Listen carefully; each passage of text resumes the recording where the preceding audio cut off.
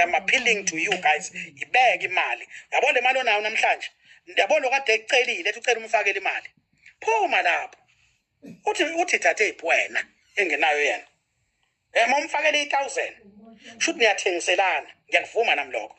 Nizolala kabili enyangeni. Shuthi njoba naye nenkinga kaphuma ekubo kodwa 1000 yalifuna kuwena. Njoba nithe shuthi 500 rand round. Yayibona ndaba. Ngoba phela naye akezi kuwena nale mali ingekho. Yakandi ukuthandana nifaka imali. Asikhuleni manje sesadlula isikhathi lezo zinto ungadlala abafundisi bakufuna imali abamba usebenza.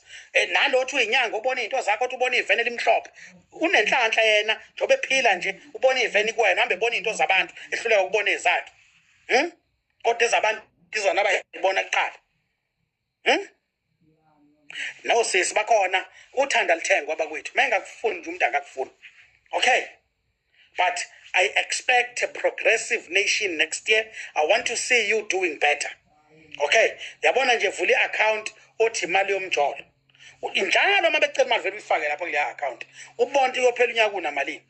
Bakucela imali naleyo tshwala ubungathi uzoyenza ngishathiwa amajita bethi njijele lapha. Vele uyiphose lapha imali. Yonke le mali engenagavu phose lapha. Okay? Right. Thank you. Wema Jobe. That's very true. Young people need to stand up by address ezinye zeinkinga. Benifunda nonke nixhayekile umbono mfana wabantu ubheda kubo. Okay?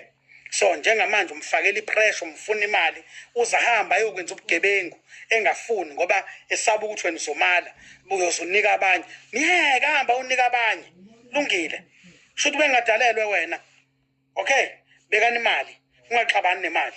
uNkulunkulu anibusise kwa clean governance siyanithanda kakhulu gadani imali bekani imali okay trust me you'll see the difference uzoyeka ukuhamba ugxeka abantu uthi abantu bakini thini bakwenzela amanzi amnyama in beg manje okay nibe ne weekend